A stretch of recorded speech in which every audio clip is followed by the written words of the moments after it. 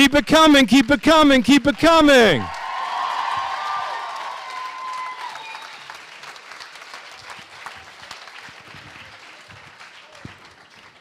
I'm glad I didn't sit on this. Sit on the If it was microphone. on the chair, it could have been a horrible That would have been accident if I sat on exciting. it. Johnny, welcome. Thank you very much. It's good to have you here. It's nice to be here. And you just Again. said, I think, outside when we had a couple of words, that you've just been here recently with your band. Yeah, with the one person that's heard it. Yeah, I was here with the vampires, the Hollywood vampires, about 3-4 months ago or something. Yeah. What was the reception like? I mean, you can see that people just completely in awe and in love with you. But what was it like being on stage playing with the Hollywood vampires in Switzerland, in Zurich? I mean, it was amazing. It was a gas. The crowd was very welcoming. They were very responsive. Had a good time. Everybody had a good time. So yeah, no, it was a memorable gig. That brings me to my first question, because you said in an interview a couple of years ago that actually music has been your first love, and that you adore, being in a band and playing rock songs. How come? I mean, why did you fall in love with music, and what is so special about music in comparison to the great stuff that you do on the big screen? Well, I'm not sure about great stuff I've done on the big screen. I haven't. It's very kind of you. I haven't seen very much of it, so I don't know what it is. But all of them have seen everything, basically. Okay. So, thank you. Well, thanks for going. Thanks for going in my place. I mean, there's a huge difference between my day job, as it were, making films, and then playing music. The one thing about music is that it's immediate. I mean, it's instant, and it's there's one take, right? So it's all about sort of trying to deliver something, some feeling to the audience, in which they, in return, give something back. So that happens in a very immediate way. And in cinema, when you're working on a film, when you're working on a set, essentially you do the bit, you do your work, and you explore various possibilities of the scene, so that you kind of covered all bases in terms of giving options to the filmmaker, and in that, once the scene is done, then once the film is done, it's I sort of feel like it's none of my business what happens after. Is that in a way, because the way that you explained it and described it, is that in a way frustrating? That maybe the response that you get playing music up on stage is, as you've been saying, it immediate, and with the movie you can't really tell afterwards. Yeah, because I mean, as I said, it's immediate. So there's an immediate exchange with the audience when you're playing, and you're communicating through notes and lyrics and such. On a film, you're in the trenches. You do the work. That you've committed yourself to doing, and then the reaction, let's say, of the audience comes about a year later when the film is done and in the cinemas. So at that point, it's like, that's long gone. So all I have is the memory and the experience of playing the role. So or making the film. So I just walk away with that experience, and that's, I don't know, sort of plenty for me. I'd rather not, I don't know. I'd rather not see my stuff, because it just makes me uncomfortable, I don't like watching myself. I think it's some hard of them to have shave in the watched your morning, stuff actually. plenty of times. Johnny, Talking about acting, keeping that in mind, that you say that the response is immediate playing music, what triggers your interest when it comes to scripts and characters? Because if you look at the variety of characters that you've played, it's just amazing what you have done. But what does a script or movie or producer or scriptwriter need to bring to you to get your interest? You like to, I mean, it's you want to be surprised by something. You want to be surprised. You look for something that's not necessarily based on something that's altogether formulaic. You look for a character that someone has painstakingly written and offered you to play. So that's really what I get from it, is the actual work, the actual, diving into the character, locating the character, building a character, and trying, if at all possible, to do something, at least to try to do something that maybe hasn't been done to death, that's maybe just a bit different. There is a bit of, peril in that. I mean, but I think that that's also something that's incredibly important for an actor. I think that to walk in and do the sort of same thing every time, every film, every character is a sort of this version of yourself, and they are versions of me, all these characters. But to go in and, I think one must tempt the possibility of falling flat on your face. So taking risks is important. In a Yeah, sense. I think if you don't explore fully, commit yourself fully to the character and to the director's vision and to your vision and the author's vision, you owe that. I feel that I owe it to the people, to try something different, because I'd hate to bore you, So if I don't try something that could be potentially disastrous, I don't feel like I'm doing enough of the work, I prefer when studios are scared. Okay, I have an example for studios being scared. Let's pick one particular pirate, and Captain Jack Sparrow. I mean, you could have played him like a typical hero pirate, but you made him into this crazy, surprising... Was he crazy? I don't know. A great character.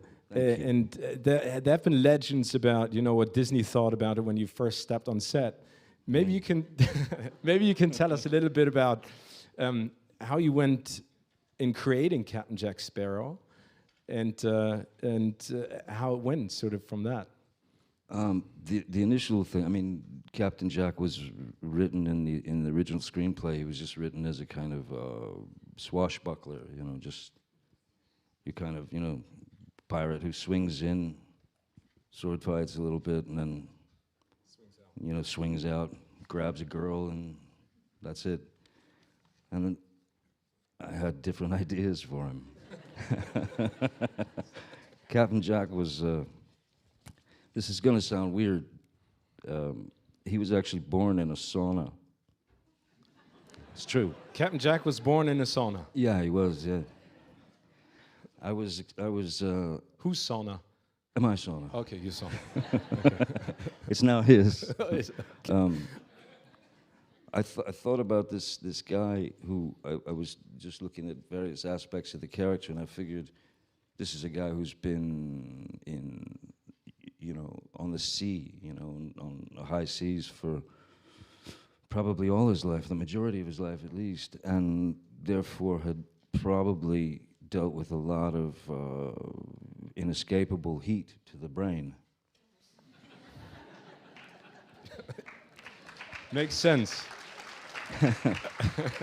So I cranked the sauna up to about 1,000 degrees, and I sat in there. I sat in there for as long as I could, until it started to affect me mentally. Which is to say, it was very, very hot, as was my brain. And then what happened is, while I was in there, in that kind of heat, you cannot stand still. But the worst of it is, if you move, it kills you. You know? So that in itself sort of gave me this kind of, yeah, I mean, his brain has been, parboiled to some degree. And then also, in terms of his body language, I felt that he would, on a ship, he would be fine. I mean, the thing could be, bounding away, but he would be fine. He's got his sea legs, but when he gets on land, he cannot get land legs. So therefore, he's a bit like that. And Disney disagreed. For how long did they disagree? I mean, Well, until the film was done. Until they were pregnant with me. Yeah, they had made some comments about, we did you do a film test, hair, makeup, wardrobe, all that, and you present the character, and when some of the executives came down to watch the tests and see what the actors looked like, there was this sort of large eyeball effect that was sort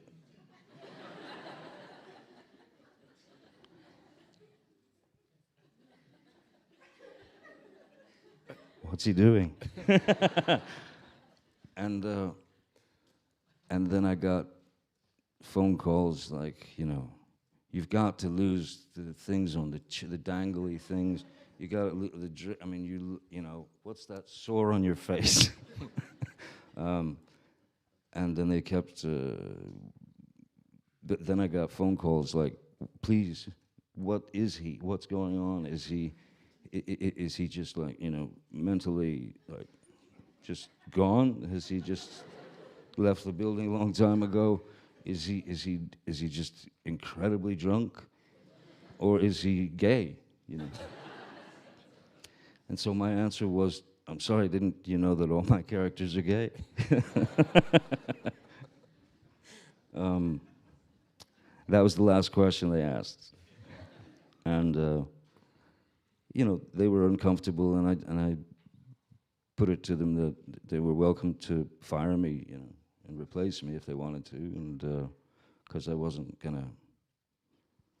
gonna change what I built, because I believed in it. I believed in the character wholeheartedly.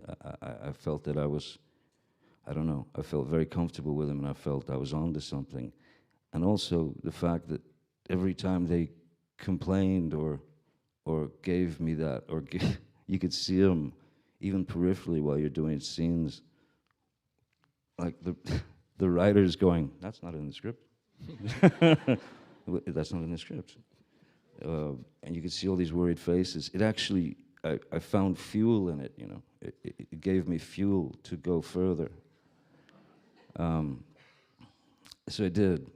And then I think the next thing I heard, I was hearing about Michael Eisner, who was running Disney at the time, screaming at the top of his lungs, "Depp is ruining the film. We're going to have to subtitle him. Nobody can understand what he's saying.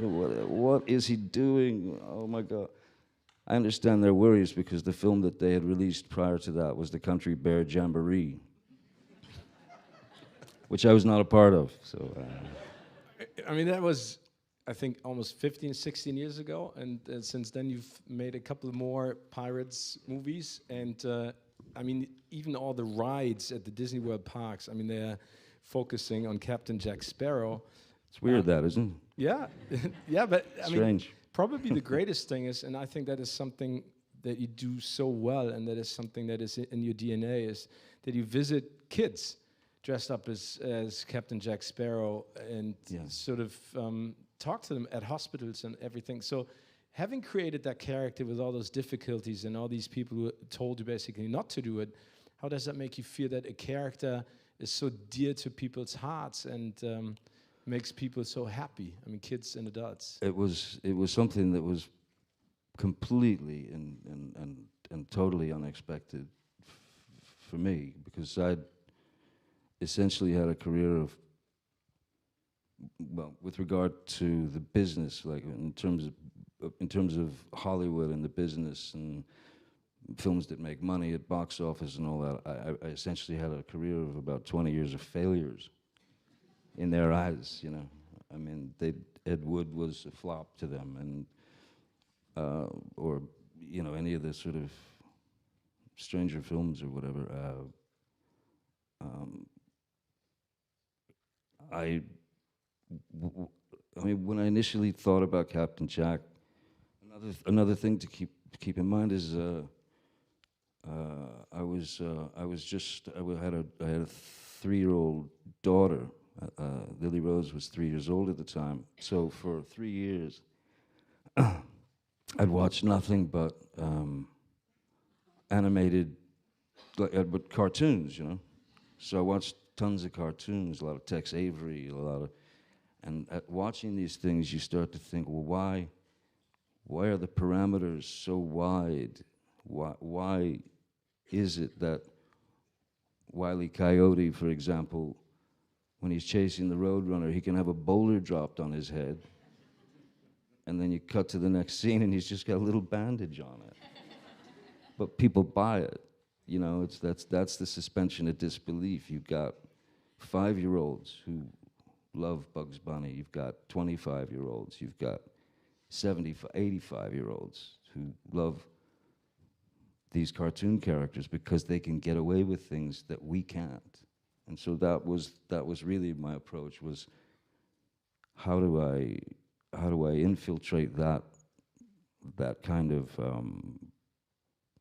performance, or instigate that kind of performance where, again, maybe people from 5 to 85 or 95 or whatever can appreciate it, because he represents the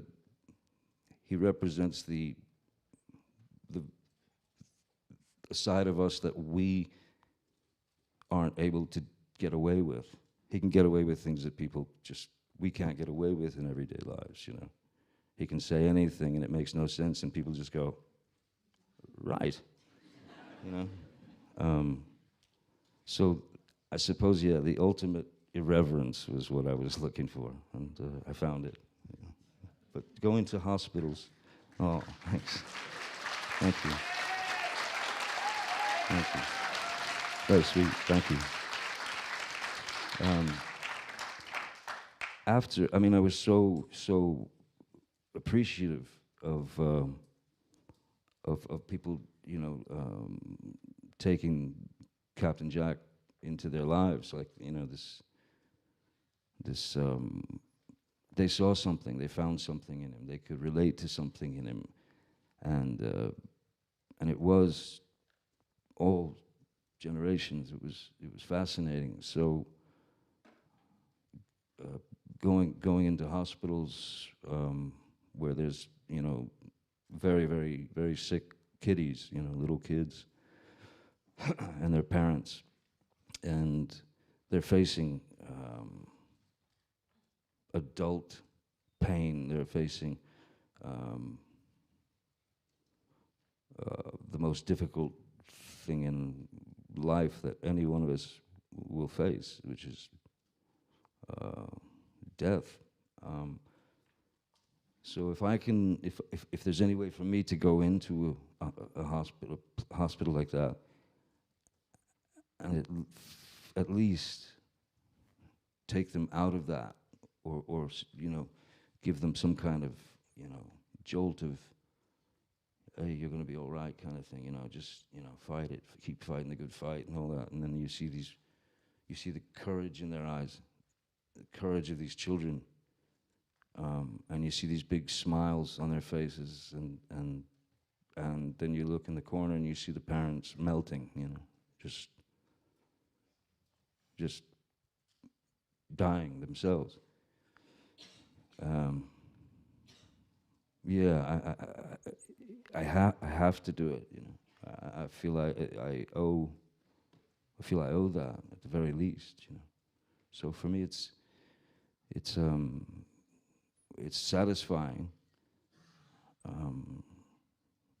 to meet these amazing people, and it's heartbreaking. But if you've touched someone's life for just a second or a minute,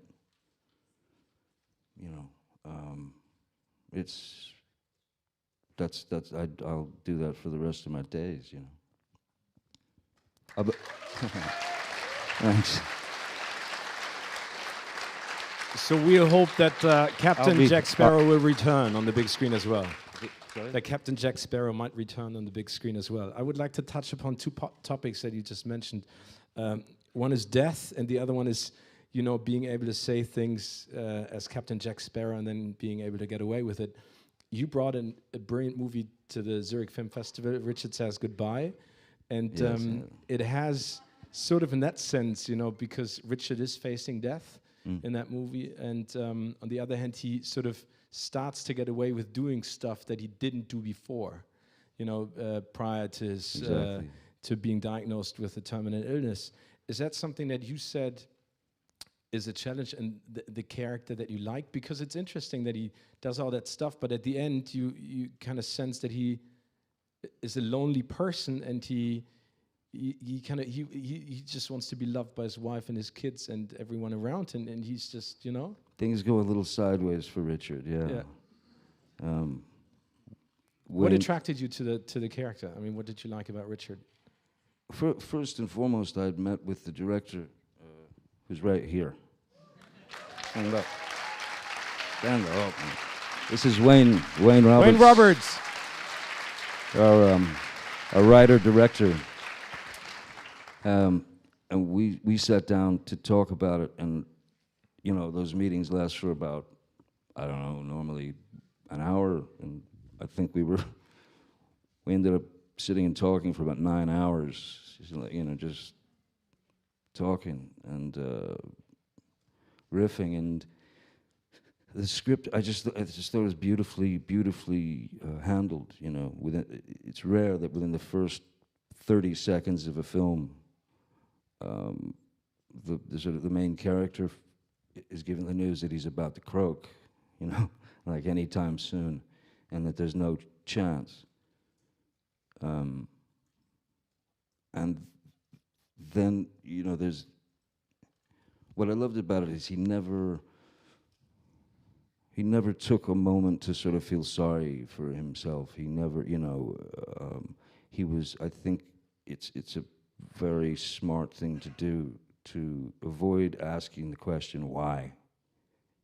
If you're in that situation, why me? Why you? Why everybody? So I think in a weird way he was making peace with it, and from making peace with it, therefore being able to have a sense of humor about it, and then saying, well, man, I've never done this before. Maybe I should try this. Or these, things present themselves, and he just goes, yeah, sure. So what you're seeing is the guy just trying to keep all the pieces of his life together until he can find a way, to wander off into the distance and exit. There's this one line when he sits down with his students at the bar, and he basically says to them, "Listen, we all know that we're going to die. Why don't we fucking live?" It's the death. It's the news of his death, his impending death, that gives him the opportunity, the freedom to live. To actually say, all right, this is what I got. These are the cards I was dealt. I'm going to make the best of it, you know. And were I in the same situation, I would do exactly the same thing. I'd just, yeah, go out and live, man. Go out and live and experience as much as you can, and you know, avoid, you know, bitterness, and experience people, have a good time. And that's sort of what he did, especially by trying to make his boss as miserable as possible. He found great fun in that. Yeah. It's a great movie. You have to check it out. Wayne Roberts, thank you so much. And Johnny as the main character, Richard. Thank you. I would like to jump back to like one of the first characters that you have created. It's vodka. Yeah. I have gin. Cheers. It's vodka. Good. Have more. I mean, what? What? You know, the first collaboration with the person that you've probably worked with the most, Tim Burton. Tim,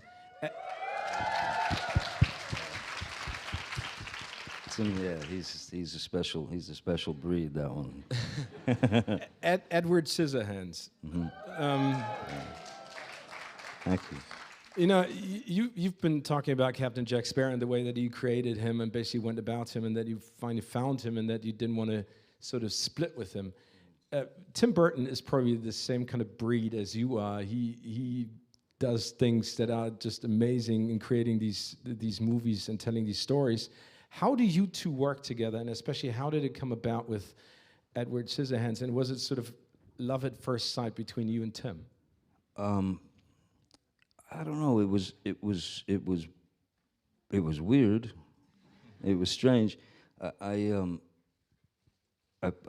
flew to Los Angeles to have a meeting. Reluctantly flew to Los Angeles to have a meeting with Tim, because I thought there was no way in the world that he was gonna give me that gig. You know, at the time I was on a TV show that I was desperately trying to get fired off of, and they weren't interested in firing me for some reason. And I did far worse stuff on the television show that I've ever done for any character. I mean, you know, you show up on set with a George Washington wig and a rubber band tied around the back of your tongue, so you have a speech impairment as your character. So I started using, like, you know, character choice and saying, well, no, wait a minute now, you can't. You hired me to play this part. You can't mess around with my character choices. That's just not going to happen. Still, they didn't fire me. So I met with Tim, thinking this is a waste of time, and it's heartbreaking, because I'd read the screenplay to Edward, and literally the thing touched me deeply. I mean, like, you're reading this thing, and like, tears pouring out of your eyes. And I knew the character. I just knew the character. I knew what he needed to be, and so I flew, met with Tim at this coffee shop. I didn't know what he looked like, so the joint was packed, you know. And I'm looking around, and then I see this skinny, fidgety dude with like sprigs of hair sticking out all over the place, and he was kind of like, you know, playing with spoons and drinking coffee and kind of, you know, drawing, and then, you know, and I went, oh yeah, that's him. And that's the guy. And so I went over and sat down, and we proceeded to talk about the role and about stuff and our childhoods and this and that, and remarkably similar backgrounds. And we spoke for like 3.5 hours and drank, I don't know, 15 pots of coffee. So we're both zinging out of our skulls on caffeine. And Tim's arms are like all over the place, you know. And I literally walked out of the coffee shop chewing on a spoon, like this metal spoon. And I thought, well, listen, it was great to meet the guy. He's really cool. And I didn't hear anything for a month, and then the phone rang, and I just heard this voice say, Johnny, and I said, yeah. I said, you're Edward Scissorhands. A month later, you know, blew me away. You know. So then we went full tilt and into finding Edward, and Edward was sort of based on, well, newborns and toddlers who sort of see things for the first time, and who can find the beauty or the fascination with, like, you know, resin grapes or that, you know, or everything's new, you know, remote control. Wow. And a dog that I'd had, who was just the dog that I had was unconditional love, you know. Even if you reprimand them or scold them, and they sort of slither away into a corner, the second you call them back, eyes are filled with love, you know. So that dog became sort of my basis for the character, and I think it was the first time that Tim or the screenwriter S Thompson had ever had an actor start cutting out like 85% of the dialogue. You know. They were like, actors always want to speak more, you know. It seemed to me that Edward had his vocabulary would be limited, certainly, but limited to in a kind of an innocent way. Like, instead of, I believe Diane Wiest when she comes and finds me in the castle, she asks me where my father is, and the line is written was, he's dead, or he died. And I thought that was maybe too knowing of Edward, so I changed it to he didn't wake up, you know, which I think opens up a whole other area of purity or innocence to the character, because death it doesn't exist in his mind, you know. He didn't wake up. I don't know why, you know. So and Tim was very patient, because I think you know, even the first couple of weeks of Edward, I think everyone was sort of flipping out. Even Tim was a little nervous, but yeah, no, it seemed to work out. You've done, I think, altogether 9 movies now, you and Tim? I think so, yeah. 9 movies. Yeah, starting with Edward Scissorhands. So how would you describe, you know, after all these movies, your working relationship and your friendship? Is it more friendship and you work with a friend than a working relationship? And is it completely trusting from his side, and does he let you run freely? Yeah, he does. I mean, he that's the whole thing between the most important thing between a director and an actor is the element of trust. You know, that you know the guy trusts you, or the person trusts you. You know that you can. It's set up in such a way that you can try anything. Some things maybe you might fail, which is all right, you know. But in that trying things, you might just find something that hasn't been it's not prefab housing, or it's not, you know, pre-chewed food. It's something that's fresh and happens in the moment, you know. So yeah, Tim, our relationship, obviously as friends and brothers, has solidified, you know, hugely over the years. It's been, Christ, yeah, we did Scissorhands in '90, you know, and and from the beginning there was a shorthand, because Tim has a bit of a he has a bit of a stammer, you know. I have a bit of a stammer. So we developed this weird shorthand that I've had like, you know, grips or you know, electricians on the set come up to me and say, I just watched you and Tim, I listened to your conversation over the last 15 minutes, didn't understand a word that you said to each other. And in the same sense, his direction to me is to this day is still the same. It's like, you know, he'll just look at me and go, you know, and I get it, you know.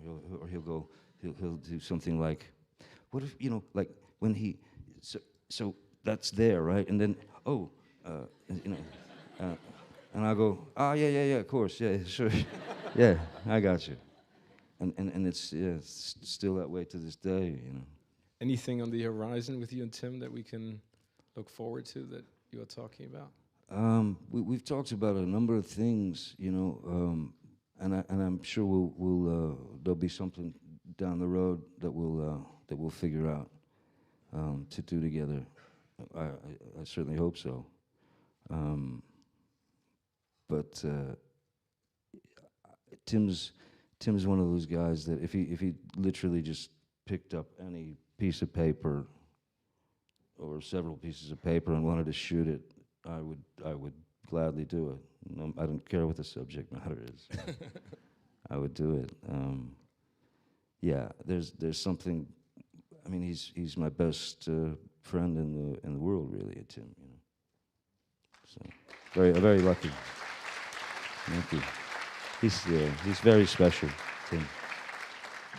Johnny, we've been talking about, you know, fictitious characters that you've created for movies, but you've also played real people, basically.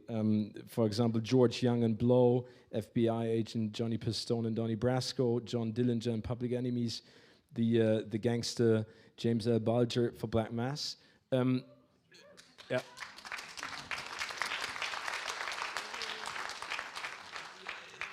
I mean, they are completely different, and the great thing about what you do with them is they're not bad and they're not good, but you sympathize with them and you dive into their story, and you at the end you kind of, you know, you want them to succeed even though it's something bad that they want to do.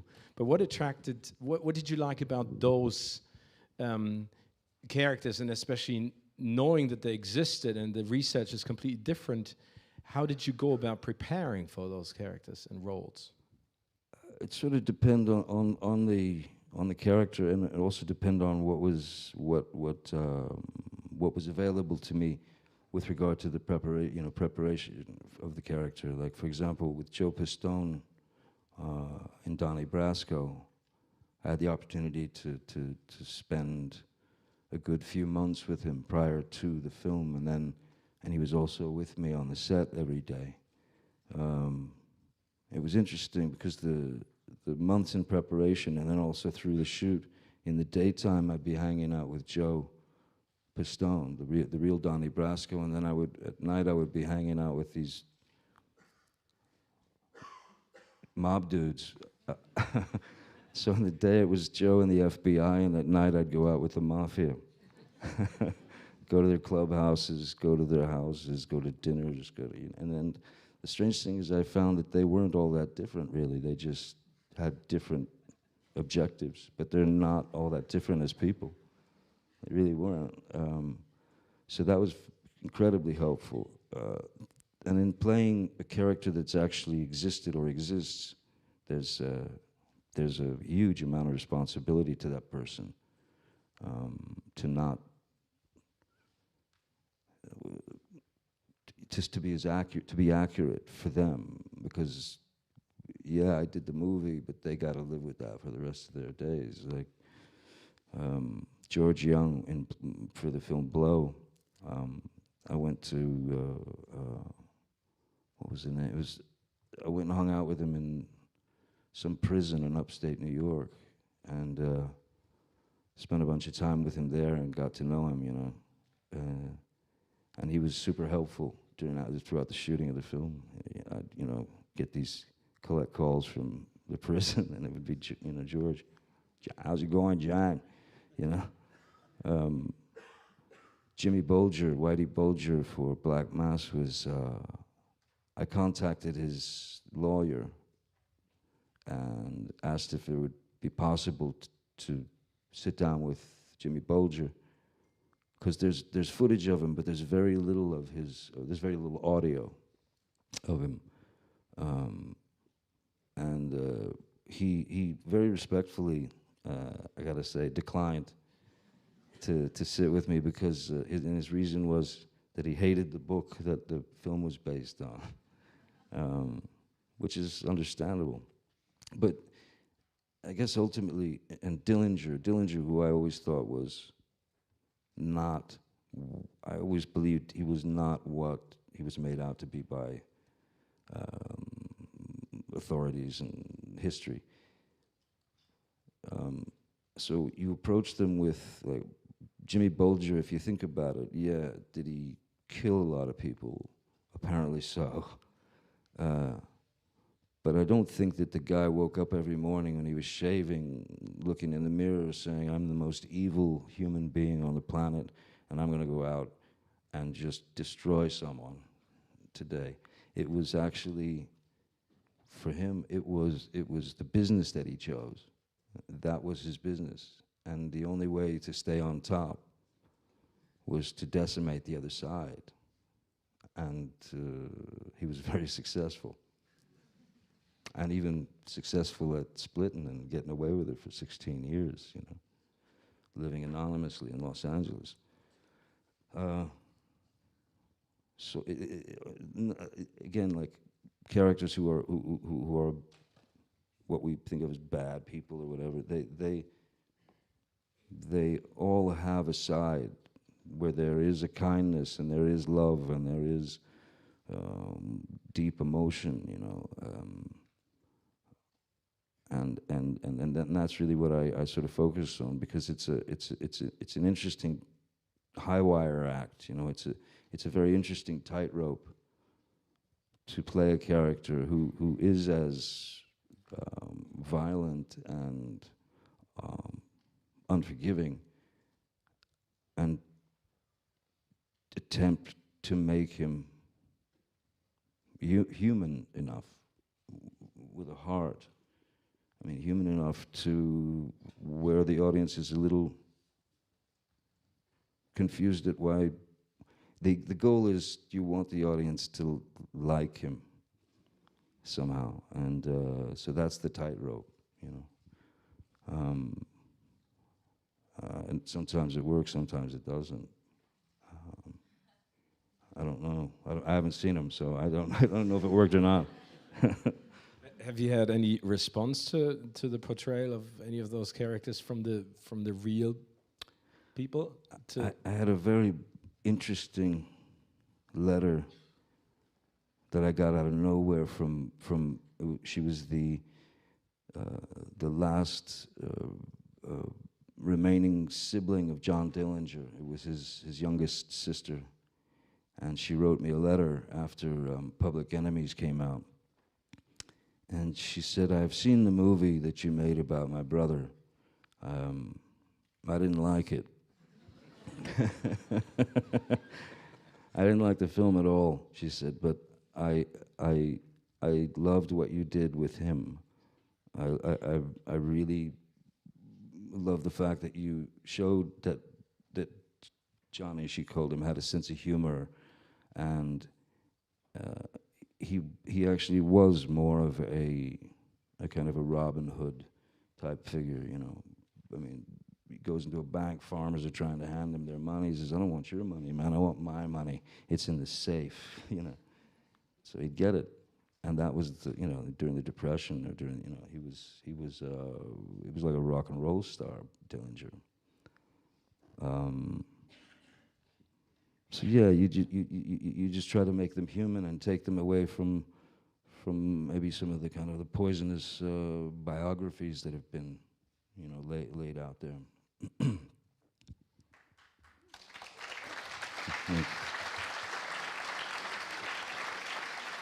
Thank you. Johnny, before we start talking about upcoming movies, there's one other name and one other person that has been a huge influence and a great friend of yours, Hunter S. Thompson. You know, you met Tim Burton and you've had a great run, and you still continue to have that great run. And Hunter S. Thompson has been someone who's been very special and dear to your heart as well.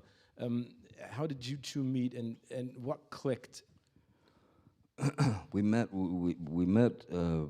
long before there was an idea to do Fear and Loathing in Las Vegas, which was one of my favorite books. And Hunter has always been one of my favorite authors, favorite journalists, favorite writers. I happened to be in Aspen, Colorado one winter, and a mutual friend of this dude that I knew Hunter, and he said, you know, Hunter's going to be at the Woody Creek Tavern tonight. Would you like to meet him? So yeah, sure. So I showed up at the Woody Creek Tavern at midnight and sat way in the back, you know, to kind of stay out of the way. And about half hour later, I saw the front door bound open, and then I saw people. Then there was a commotion, and then I saw sparks, like electrical sparks, shooting out every which way. And I heard, "Out of my way, you bastards! Out of my way!" And he's swinging, like, in one hand he's got a stun gun, and in his right hand he's got a cattle prod, which is about 2.5 feet long. And the sea parted, like people were jumping out of the way. And he walked up to the table, put down his weapons, and put his hand out, you know, and just said, "Hi, I'm Hunter." And I went, "Yeah, Johnny."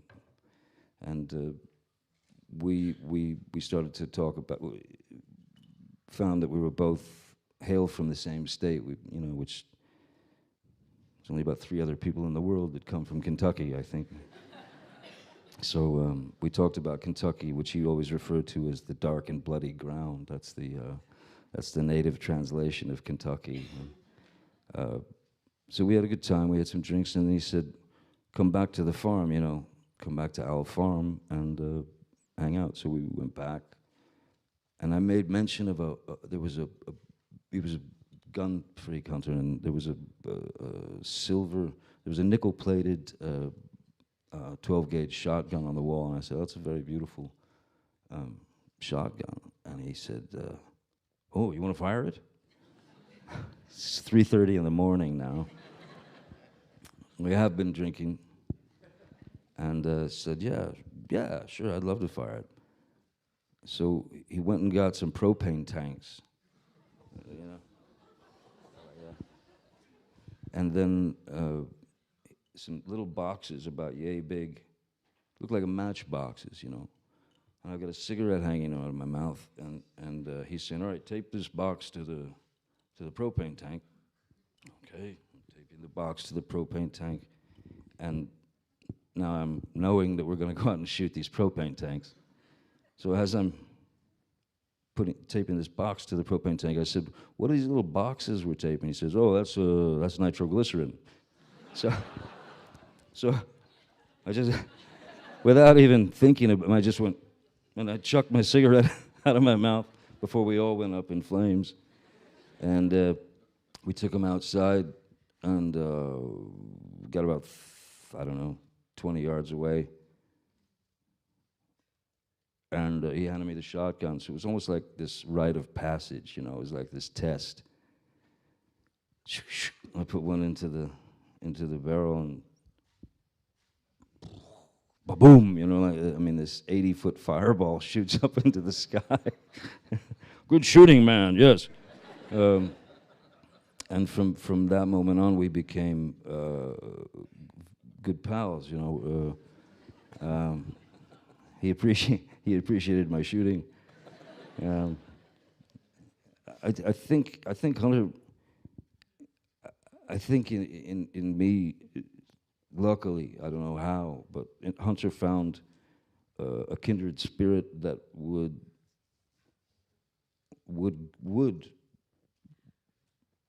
deal with him in all his madness and be a partner in crime, and because most people were afraid of it, and rightfully so.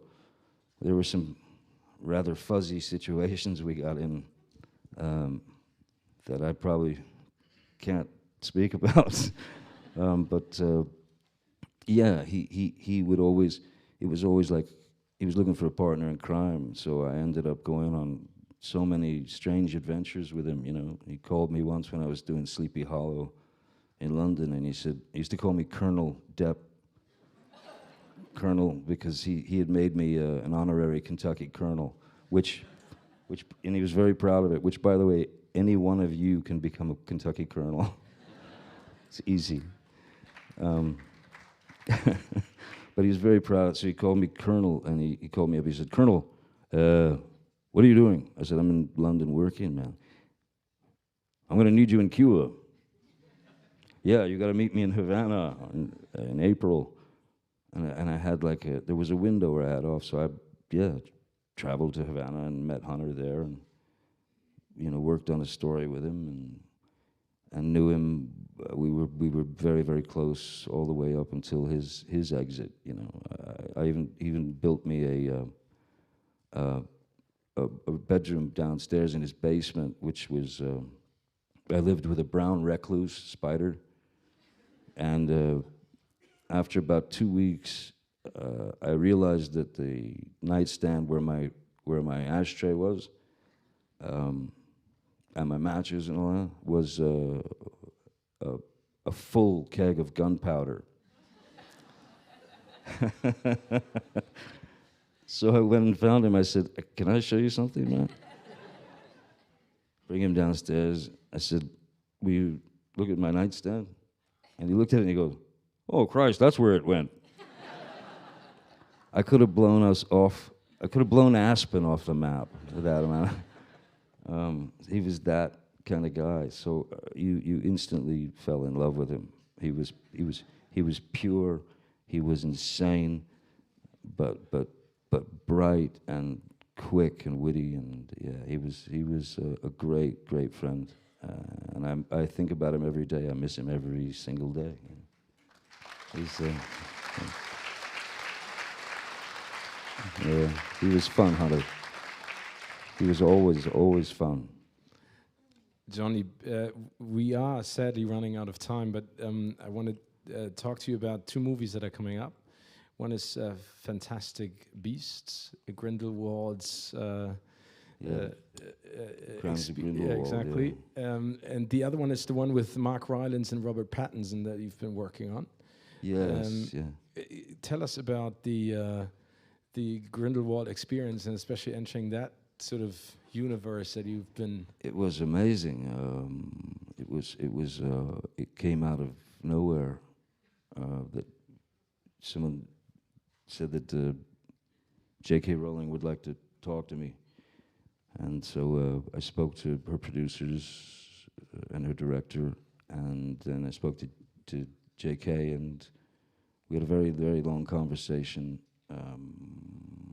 just about stuff basically, and then the character and this and that, and she said something that I did not expect to hear from Jo Rowling, who's obviously, I mean, her detail to characters, her details to those worlds, that wizarding world, is astonishing. But I was blown away by the fact that she said, "I can't wait to see what you do with the character." Just to hand it off to me with that degree of trust, I was really touched. I was blown away by that, and so jumped into sort of located the character, had my ideas, and came in, and it all seemed to work out. He's an interesting character, Grindelwald. Again, his intentions are in his mind, for the greater good. But there have been other people in sort of world politics and such that felt the same way. He's a bit, yeah, he's very dedicated to his beliefs, and he's not a funny character. He's not funny. But did you enjoy playing him? I loved it, yeah. I loved it because that's really an arena where you can fly around and try different things and do things and approach a character with a lot more of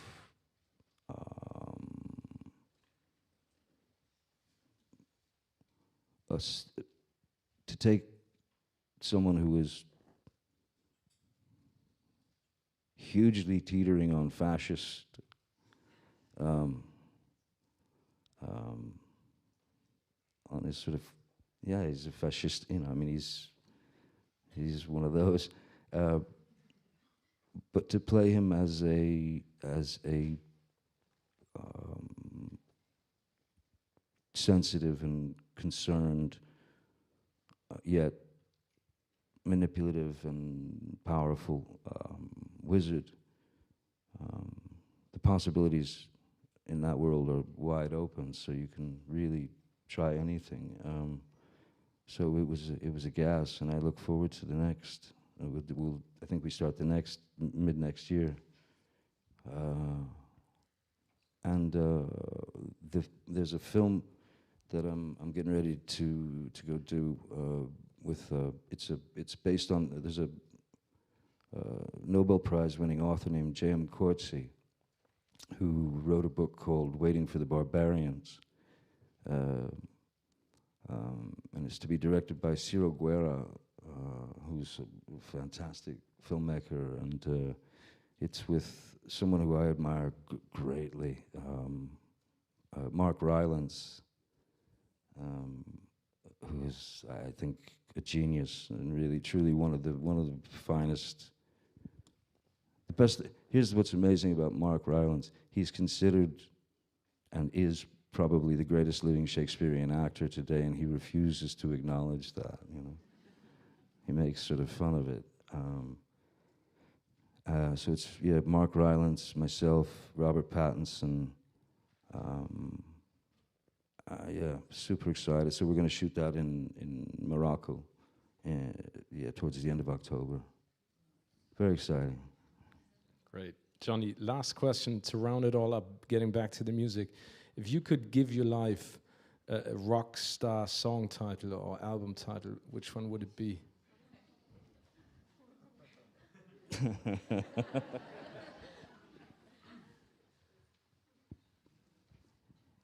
What a lucky dick. Ladies and gentlemen, the great Johnny Depp. Thank you so much. Thank you so much, Johnny. Thank you for having me. Very kind of you.